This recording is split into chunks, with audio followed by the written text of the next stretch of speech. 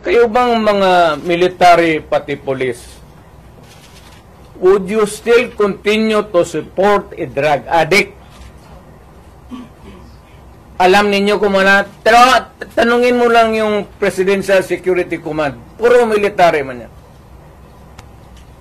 You did not go far. Yung mga tao ninyo sa military.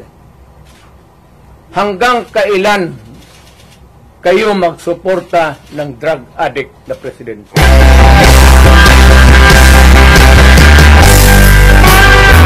Natulog, alam niya yung commander-in-chief niya nagdudruga. Noon pa yan, alam na ng lahat. Baka siya lang ang hindi. Ang mga polis. Kaming taga Davao, alam namin si Lagdameo nagdudruga. Kasi kasama namin siya palagi dito sa diyan kay Pedro. Kaya yung SIPO ni mag-usap kami, yung SIPO ni Lagdameo magtulo yan. Hindi niya alam nagtulo yung SIPO niya. Minsan gano'n na lang yan.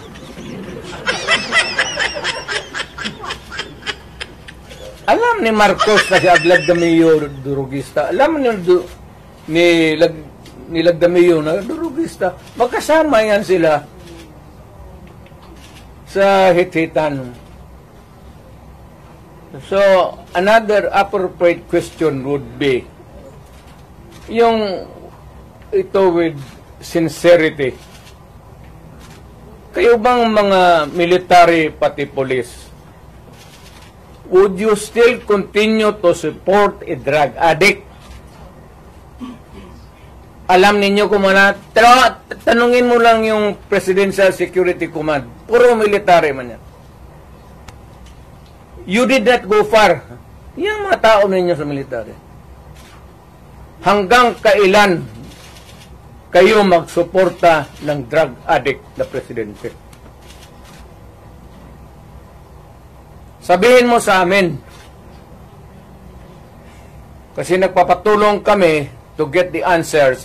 Sana we cannot get a correct and accurate or true answer from kami ang magtanong.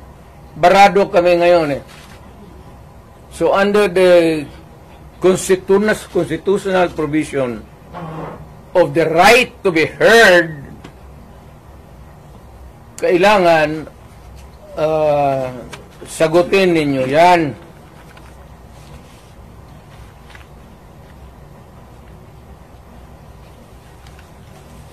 Would it help if one would... The right to be heard, the right to be informed. Importante yan. Constitutional provision yan.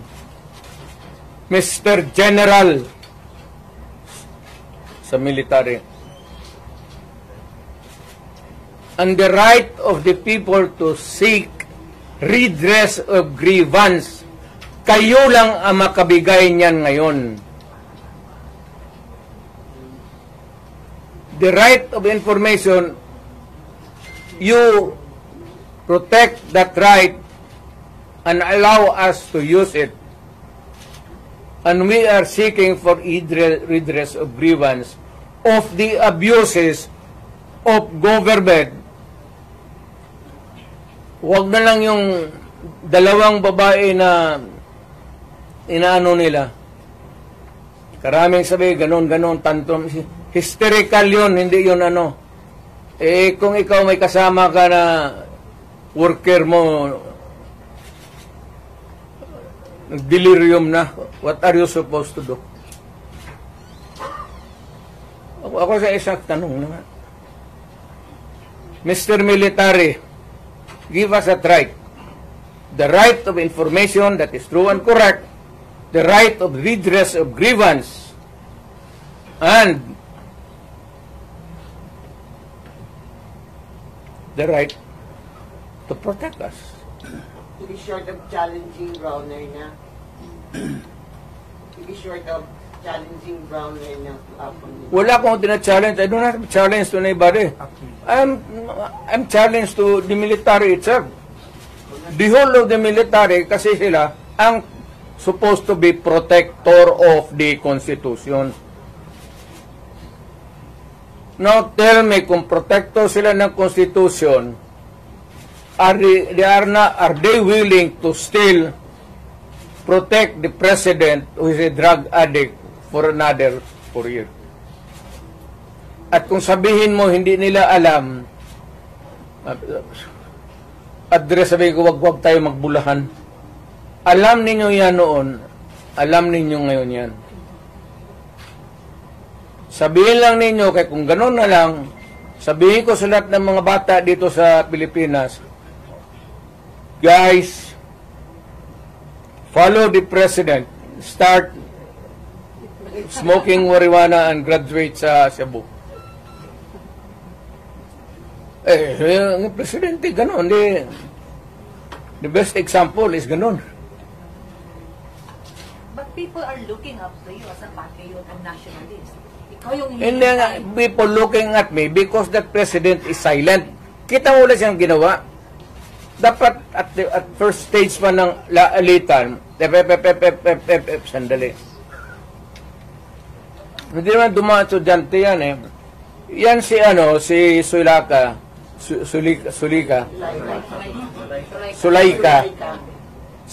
anak ni Joe Lopez yan. Sigma Rowan. So marami yan siyang dyan. But people are saying, pag maingon si Tatay Digong, alsaming tanan. So how do you react to all this? Ayaw ko kasi presidente ako. Once upon a time, I was president. Now, I could just imagine what will happen to my country if things go awry. Ganyan na. So, hindi manggaling sa akin. It's been awry. Kung ang tao na mayor ang pupunta at mag-alsa. So, I will take my cue from the military. Kung sabihan nila na, they will take this step, I will support it. Sige, Mayor, samahan mo kami, magpunta tayo doon sa, tignan nating records. We will ask. Tapos, ganun. I will follow. As the former president, do you see the repeat of history? No. Leave me out. Ako basta kung may mga ganong uprising, sinabi ko na sa kanila, I'm out.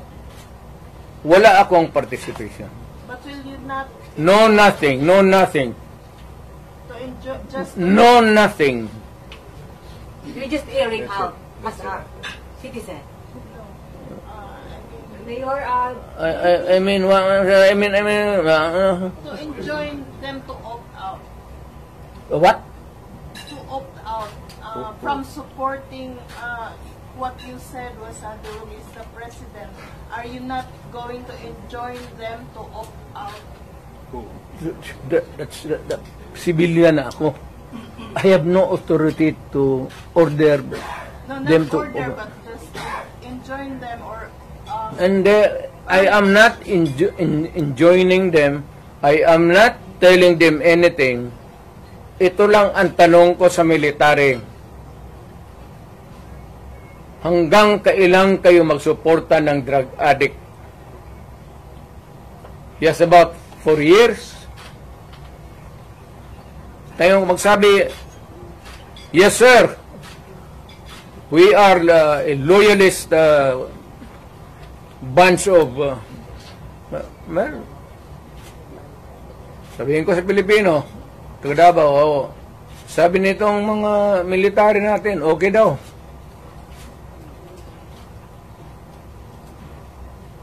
Ang critical dyan is alam nila na durugista si Presidente. Hindi nila, tanungin lang nila yung kaya isang kita mo kung hindi bangag. Tama isang gwardiya dyan sa Presidential Guard nag-suicide. Minumura. If you can tap the fingers and saying, huwag ka na masyado matulog. Kunti na lang panahon. Ano kung ako yun, isin mo, wala ko muna tulog. Kape ka lang. Murahin mo, kaya puta napahiya. Sundalo, napakamatay. Meron din na Colonel Mayor na Oo, nabaril. Sa argument yun. Ito ang argument about the present situation. I do not know whose side was the Colonel. Mayor, yung PSG Was with- Mayor, what happened pala sa PSG na nag-suicide?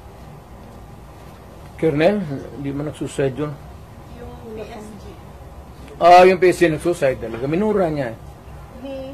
Ni Mrs. Marcos. kailan yan, Mayor? Kailan Mayor? Bago lang. Siguro mga 2 months pa lang ako na umalis. Mayor, may ano dito paas daw, paano mag-react si Browner kasi ang sister daw ni Browner ay na-appoint ng Court of Appeals. So, Browner is a non-reactive soldier. Mayor, going back, what Ano mo, depende yan kang Browner. How he looks at kung pabor siya sa bayan at alam niya, he would insist na matino, wala man tayong magawa. That is his view. Now, for the others, Mayor, from these happenings po, as a former president,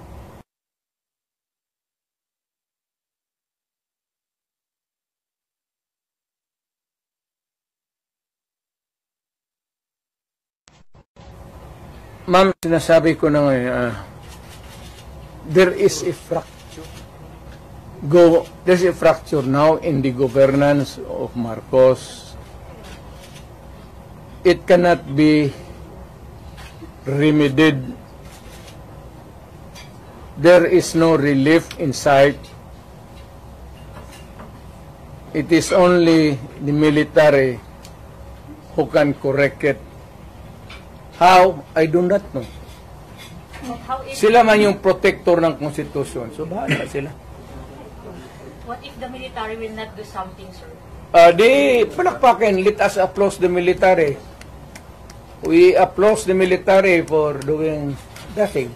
do you think, Mayor, takot sila? Well, we'll slap our hands and say that the military is takot. Yes, sinabi mo. Hindi ko sinabi yan. Ikaw ang nagsabi. What is the worst manifestation? Siya yan, Hindi ako. What is the worst manifestation or element of silent martial law that you can now see in this government? Hindi naman talaga martial law because martial law is something like... The silent martial law. Martial law is a military takeover. Mayroon akong i-suggest.